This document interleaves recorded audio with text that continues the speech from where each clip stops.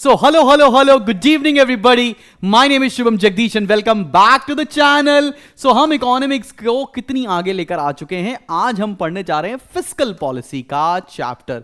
इसके बाद सिर्फ गवर्नमेंट बजट और नेशनल इनकम बचा है and then the entire of the economics syllabus will be done. उसके बाद हम लोग बहुत अच्छी चीजें और प्रैक्टिस करने वाले हैं. ठीक है.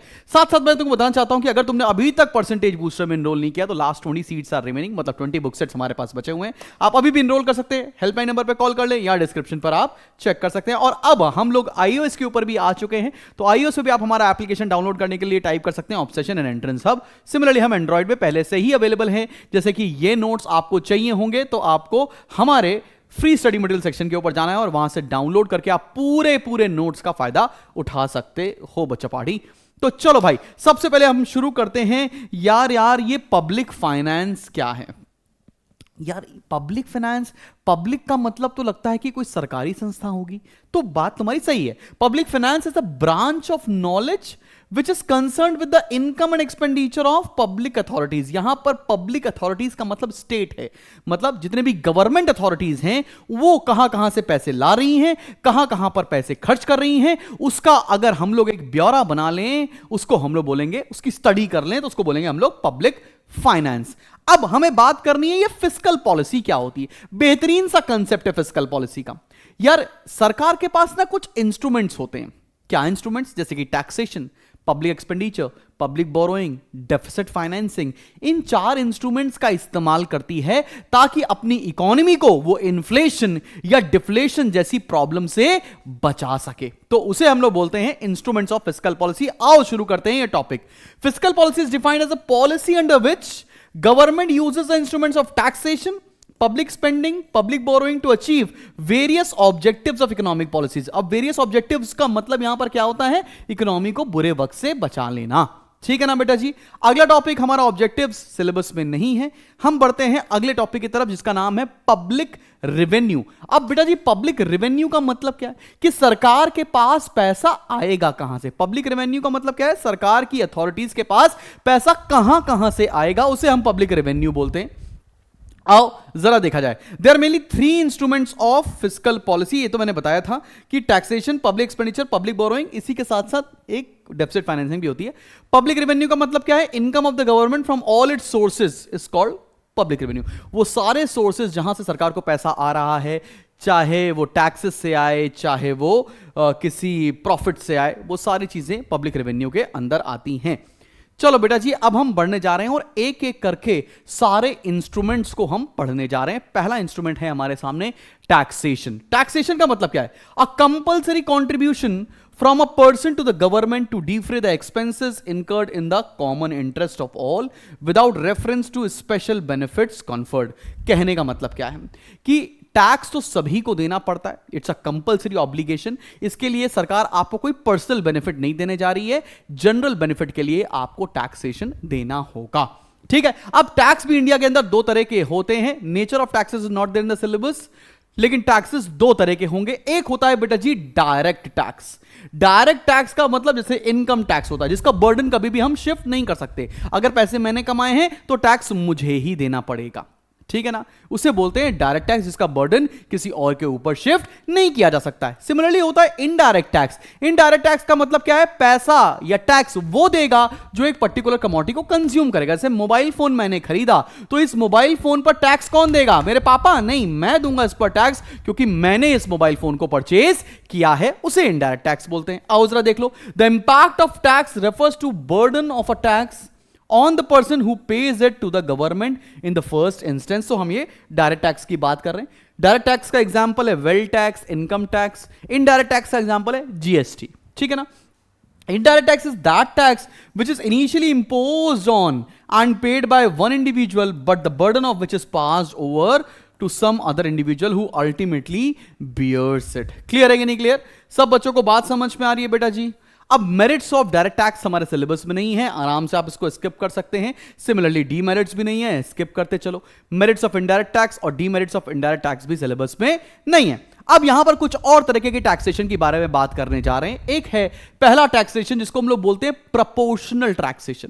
प्रोपोर्शनल टैक्सेशन का मतलब क्या होता है? इसमें टैक्स रेट कांस्टेंट होता है, चाहे इनकम बढ़े चाहे इनकम कम हो जाए। जैसे कि मैं बोलूं चाहे आप 10 लाख रुपए कमाएं तो भी आपको 20% टैक्स देना है, चाहे आप 10 करोड़ रुपए कमाएं तो भी आपको 20% ही टैक्स देना है। तो ये क्या बोल रहा हूं, इसे बोलते हैं हम लोग प्रोपोर्शनल टैक्सेशन लगाना। अगला टैक्सेशन क्या है, अगला है प्रोग्रेसिव टैक्सेशन। इनकम बढ़े टैक्स ही बढ़े, 10 लाख कमाओगे 10% टैक्स दोगे, 20 लाख कमाओगे 20% टैक्स दोगे, 30 लाख कमाओगे 30% टैक्स दोगे। इस तरह से टैक्स बढ़ता चला जाएगा, जैसे जैसे इनकम बढ़ती चली जाएगी, तो उसे बोलते हैं हम लोग प्रोग्रेसिव टैक्सेशन। समझ में आ रहा है? ये नोट्स आपके लिए बिल्कुल रामबाण साबित होने वाले हैं भाई। रिग्रेसिव टैक्सेशन जनरली यूएस में ये लगता है। रिग्रेसिव टैक्सेशन का मतलब क्या, ऐसे इनकम बढ़ी टैक्स रेट कम हो जाएगा। कम पैसा कमाते हो, 10 लाख कमाते हो 40% टैक्स दो, 50 लाख कमाते हो 20% टैक्स दो। क्या बात समझ में आ रही है? उसे बोलते हैं हम लोग रिग्रेसिव टैक्सेशन। अगला है डिग्रेसिव टैक्सेशन, मतलब इनकम मान लो 20% से बढ़ रही है, लेकिन टैक्स मेरा सिर्फ और सिर्फ 5% से ही बढ़ रहा है। मतलब जिस स्पीड से इनकम बढ़ रही है उस स्पीड से मेरा टैक्स नहीं बढ़ रहा है, उसको बोलते हैं हम लोग डिग्रेसिव टैक्सेशन। सब बच्चों को बात समझ में आ रही है? एकदम क्लियर है कि नहीं? अब ये तो टैक्सेशन की बात मैंने आपको समझा दी। अगली बात हम जो करने जा रहे हैं वो है हमारा पब्लिक एक्सपेंडिचर। और ये मान के रखिए, ये 100% पेपर में आने वाला है। इसका इंपॉर्टेंस ऑफ पब्लिक एक्सपेंडिचर बहुत ज्यादा इंपॉर्टेंट और बहुत बोरिंग भी है, लेकिन मेरे पास इसको पढ़ाने की एक ट्रिक है। वो ट्रिक समझ जाओगे तो आप समझ लेना आपके लिए कंटेंट बहुत इजी हो जाएगा। साथ में ये नोट्स जरूर डाउनलोड कर लेना, एल्स दिक्कत में आएंगे बेटा। पब्लिक एक्सपेंडिचर का मतलब क्या है? It refers to the expenses incurred by public authorities, central government, state government and local bodies for its own maintenance and also for meeting the collective needs of the citizens। मतलब खुद के लिए खर्च करती है सरकार, खुद के मेंटेनेंस के लिए, और लोगों की भलाई के लिए जो पैसा खर्च करती है सरकार, उसको हम लोग बोलते हैं पब्लिक एक्सपेंडिचर। सरकार के द्वारा किए जाने वाला समाज कल्याण के ऊपर खर्चा। ठीक है ना? अब types of public expenditure is not there in the syllabus, आराम से स्किप कर सकते हो। Growth of public expenditure is also not there in the syllabus. तो सिलेबस में है क्या? Importance of public expenditure. ये काफी ज्यादा क्रूशियल होने जा रहा है, लेकिन मैं आपको एकदम बच्चा टॉपिक समझ के ये समझाऊंगा और तुम्हें समझ में भी आएगा। तुम मकसद समझना, तब तुम ये टॉपिक को अच्छे से समझ पाओगे। अब बोल क्या रहा है? इंपॉर्टेंस ऑफ पब्लिक एक्सपेंडिचर में पहला पॉइंट है इफेक्ट ऑफ पब्लिक एक्सपेंडिचर किस पर? On production. ध्यान से देखो कि सरकार पैसा खर्च कर रही है जिसका इंपैक्ट प्रोडक्शन पर कैसे आएगा। मतलब सरकार कुछ इस प्रकार से खर्चा करे जिससे हमारे देश में प्रोडक्शन बढ़ने लगे। किस चीज का प्रोडक्शन? सब चीज का प्रोडक्शन। तो सरकार को कहां पैसा खर्च करना चाहिए जिससे हमारे देश में हर एक चीज का प्रोडक्शन बढ़ सके? सोचो, मैंने यहां पर लिख के रखा है, आओ जरा देखते हैं एक एक पॉइंट, और यह पॉइंट तुम्हें कैसे समझ में आएगा समझना। अगर सरकार पैसा खर्च करती है किस चीज पर? Public expenditure on education, medical services, sanitation and cheap housing facility. इससे होगा क्या? Increases productive efficiency of the people at large which leads to increase in production. मतलब अगर सरकार पैसा खर्च करेगी एजुकेशन पर, घर पर, मेडिकल फैसिलिटी के ऊपर, तो जो लेबर्स हैं वो ज्यादा अच्छा फील करेंगे और जिससे उनकी प्रोडक्टिविटी बढ़ने लग जाएगी। ओवरऑल हमारे देश में प्रोडक्शन बढ़ने लग जाएगा। और जरा तुम देखो, public expenditure helps in generating income for various individuals and firms as a result of purchase of goods and services and factor services from them. Public expenditure on defence administration, बहुत ध्यान से देखना ये वाला point. Public expenditure on defence, administration and developmental activities creates demand for various type of goods and services, thereby creates income for those individuals and firms who produce these goods। कहने का मतलब क्या है? मान लो सरकार ना डिफेंस पे पैसा खर्च कर रही है, तो जो कंपनीज डिफेंस के गुड्स बनाती हैं उसकी डिमांड बढ़ जाएगी, उसकी डिमांड बढ़ेगी, उसकी डिमांड बढ़ेगी, इसलिए उसका प्रोडक्शन बढ़ेगा। अगर सरकार खर्च कर रही है ओवरहेड्स के ऊपर, ओवरहेड्स का मतलब क्या?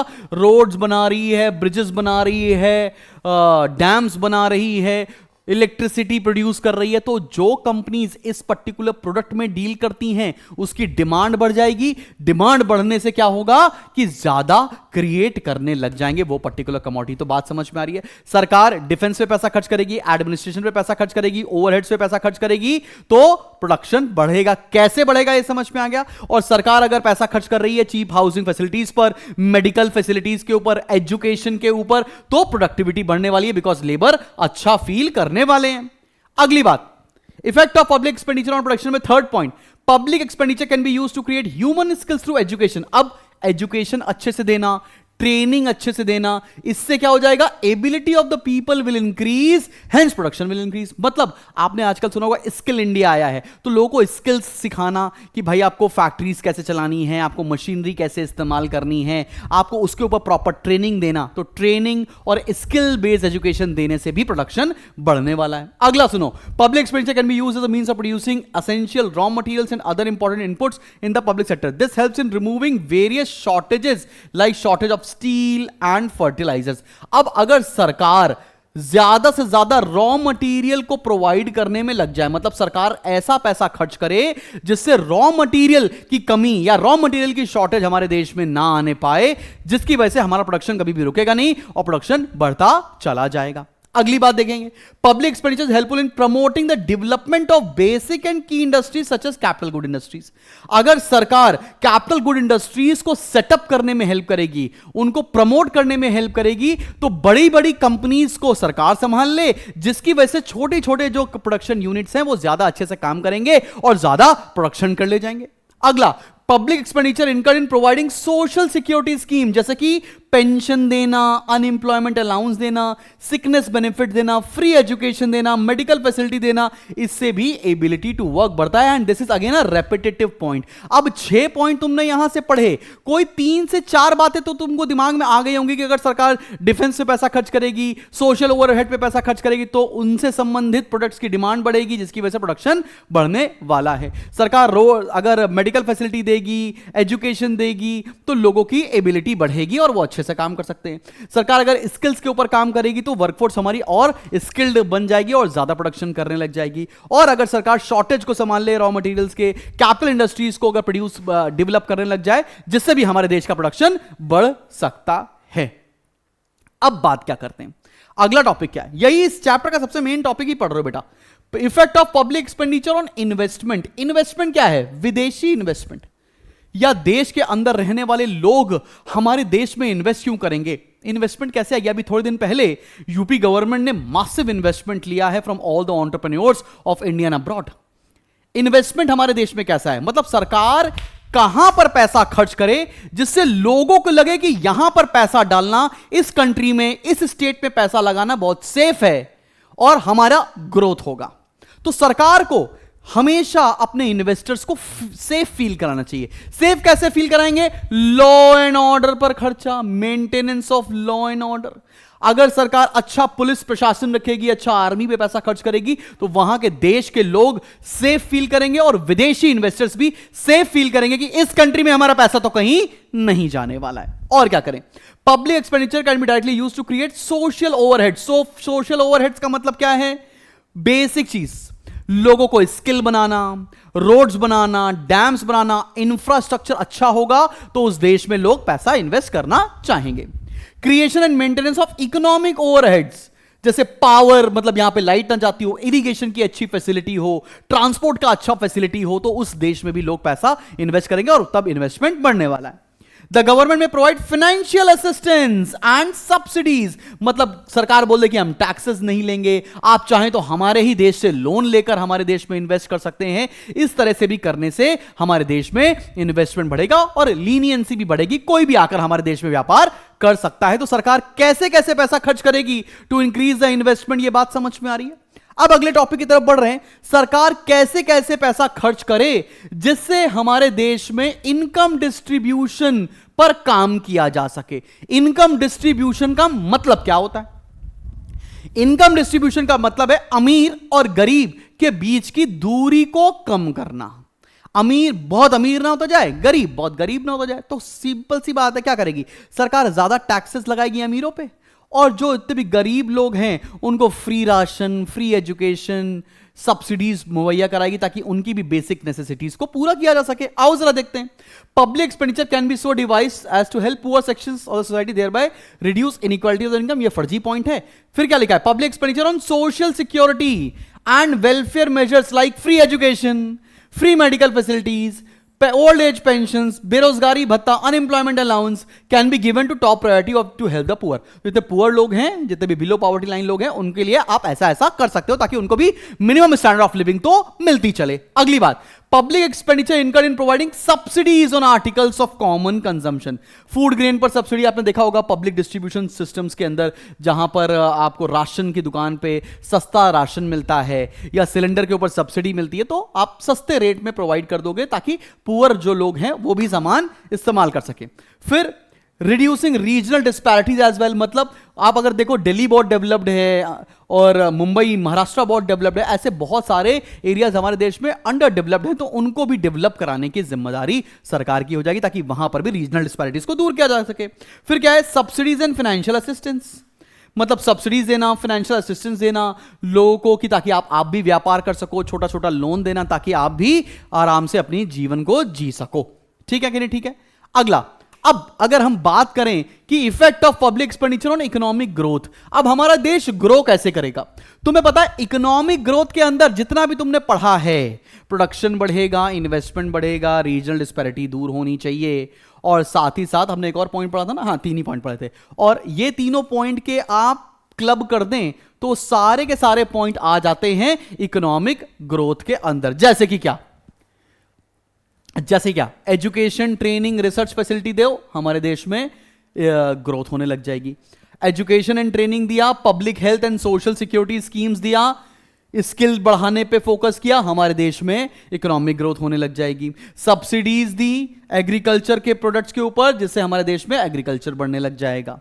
Public expenditure can be effectively used to reduce glaring disparities in income, जैसे कि रिड्यूस रीजनल डिस्पैरिटीज, पूरे बैकवर्ड एरिया को ग्रो करना, बेरोजगारी भत्ता देना, और बेरोजगारी भत्ता अनएम्प्लॉयमेंट अलाउंस होता है, सब्सिडीज देना, इस तरह करके हम सारी चीजों को सही कर सकते हैं। हमारे देश में डिफेंस को डेवलप करना, मतलब जो उसके पहले तुमने तीनों पॉइंट पढ़े हैं उसको मिक्स एंड मर्ज करके इस पॉइंट में डाल दो, बिल्कुल बढ़िया खिचड़ी तैयार हो जाएगी और बढ़िया आंसर बन जाएगा आपके लिए, which is again a very easy topic to go ahead with. अब अगला बात करते हैं, public distribution and economic stability. Economic stability का मतलब क्या है?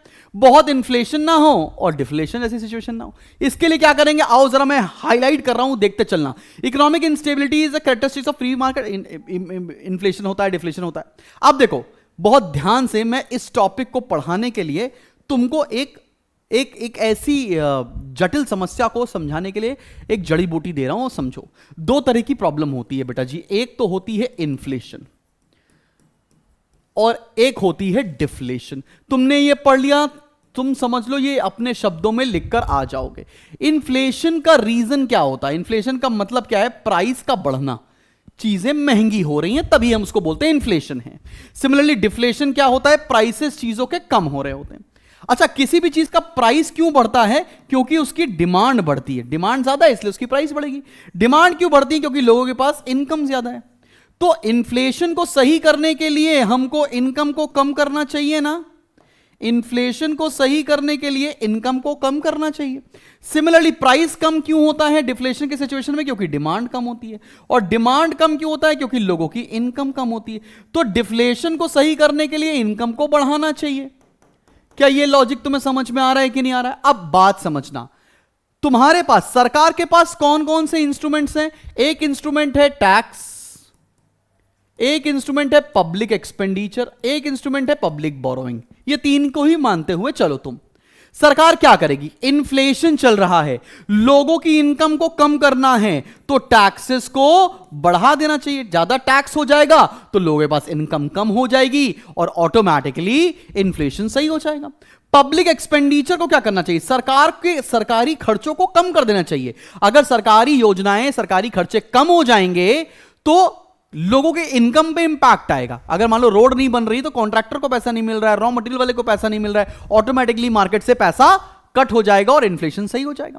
सिमिलरली पब्लिक बोरोइंग को बढ़ा देना चाहिए, मतलब सरकार को लोगों से पैसा उधार लेना चाहिए in any of the investment scheme, जिसके अंदर लोग इन्वेस्ट कर देंगे, लोगों के पास पैसा बचेगा नहीं और अब खर्च क्या करेंगे, इन्फ्लेशन सही हो जाएगा। सिमिलरली डिफ्लेशन को टैकल करने के लिए क्या करना चाहिए, टैक्स को कम कर देना चाहिए, पब्लिक एक्सपेंडिचर को बढ़ा देना चाहिए और पब्लिक बोरोइंग को कम कर देना चाहिए। This is what is economic stability all about. और इस बात को मैंने यहां पर इस तरह से प्रेजेंट करके लिखा हुआ है, लेकिन मकसद तुम्हें यह समझाना था। क्या तुम्हें यह बात समझ में आ गई है? जल्दी से मुझे कमेंट सेक्शन में लिखकर बता दो मेरी जान, जल्दी से, मुझे चाहिए कि चाहिए। तुम वीडियो पॉज करो और फटाफट से बताओ कि तुम्हें समझ में आया कि नहीं आया।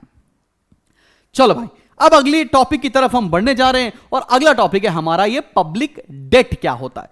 पब्लिक डेट का मतलब क्या है, सरकार देश के आम नागरिकों से पैसा उधार में ले लेती है, इसको बोलते हैं पब्लिक डेट। मतलब अपनी देश की जनता से पैसा उधार लेना पब्लिक डेट कहलाएगा। मतलब public debt is a debt which the government owes to its subject और the nationals of other countries. या तो अपने देश के लोगों से उधार लेगी या दूसरी कंट्री के लोगों से भी उधार ले सकती है, उसको पब्लिक डेट बोला जाता है। Structure of public debt is not there in the syllabus.